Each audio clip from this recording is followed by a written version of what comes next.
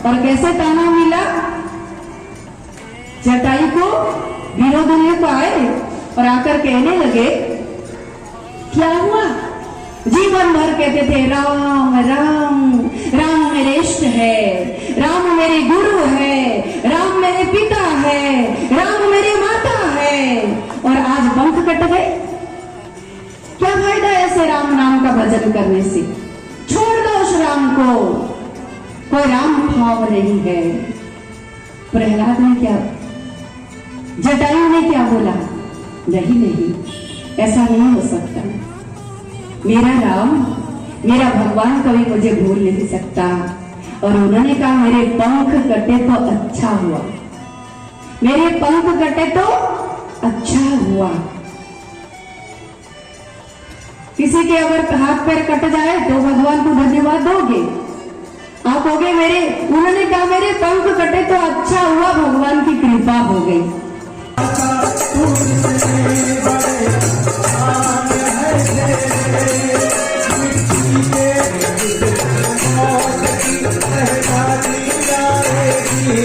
Programme में उपस्थित हुए आध्यात्मिक संत महात्माদের विचार अनुभव করবেন।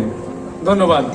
मैं सभी इलाके वासियों से मैं निवेदन करूंगा कि आज आपके इलाके में जो सद्भावना संत सम्मेलन का आयोजन किया गया है, सद्गुरुदेव श्री सतपाल जी महाराज के प्रेरणा से और मानव उत्थान सेवा समिति के तत्वाधान में, और इसके तहत हम सबके बीच में विभिन्न तीर्थ क्षेत्रों से पधारे हुए संत महात्मागण आ चुके हैं, जो अपने दिव्य प्रवचनों से आपके जीवन में अध्यात्म को जनाने का प्रयास करने के लिए हम सबके बीच उपस्थित है। तो मैं निवेदन करूंगा आप सभी से, कृपया जल्दी से जल्दी आकर अपना आसन ग्रहण करें। और हम सबके बीच में बहुत सुंदर श्री माता जी की सभी दिव्य महान विभूतियों की कृष्ण देव मेरे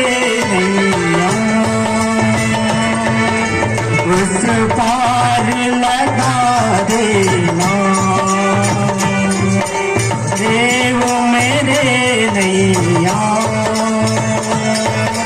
पार लगा देना। अब तक तो निभाया है, आगे भी निभा देना। मेरा ढूंढ है मन माही, बस घट घट में परमात्मा है। दुनिया वाले जानत नहीं, सुनाता हुआ ले गए सारा दुख दूर हुआ सुदामा का।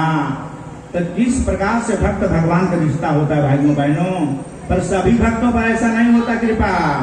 राम भगत जग चारि प्रकारा, सुकृत चार्यो अनग उदारा, चहु चतुर कहु नाम आधारा, आत्मज्ञानी भक्त प्रभु को विशेषी उभर हो गए।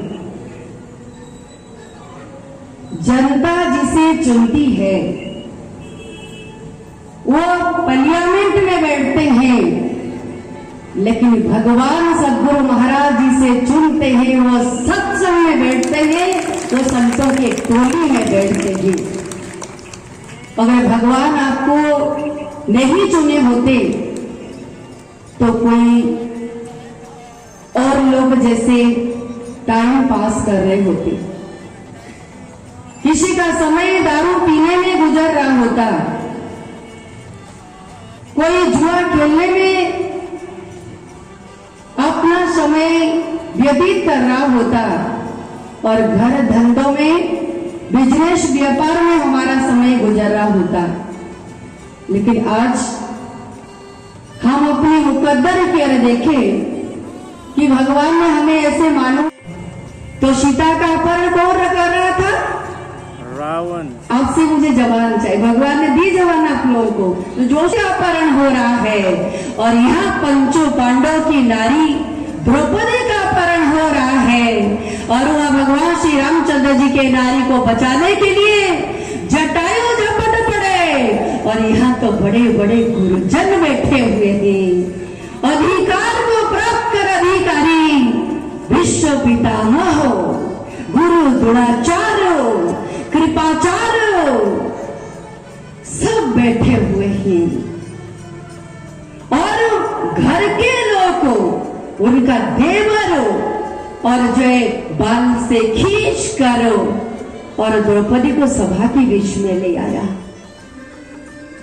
क्या भीष्म पितामह का कोई धर्म नहीं था कि मैं एक आवाज उठाऊं? जिन्होंने कहा था हस्तिनापुर की लाज मेरे हाथ में है, मैं जब तो जिंदा रहूंगा हस्तिनापुर की लाज जाने नहीं दूंगा।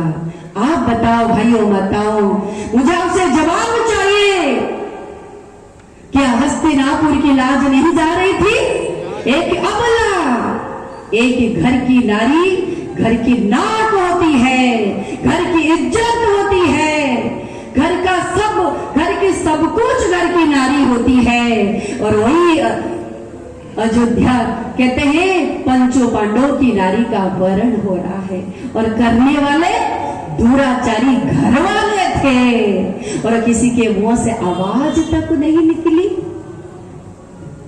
विश्व पितामह के मुंह से अगर एक आवाज निकलती कि दुशासन, क्या हिम्मत है तेरी, क्या औकात है तेरी, तो एक बार द्रौपदी के कक्ष में जाकर देख, तो दुशासन की तो सारी ताकत खत्म हो जाती। क्या ताकत थी वो द्रौपदी का बाल खींच करो।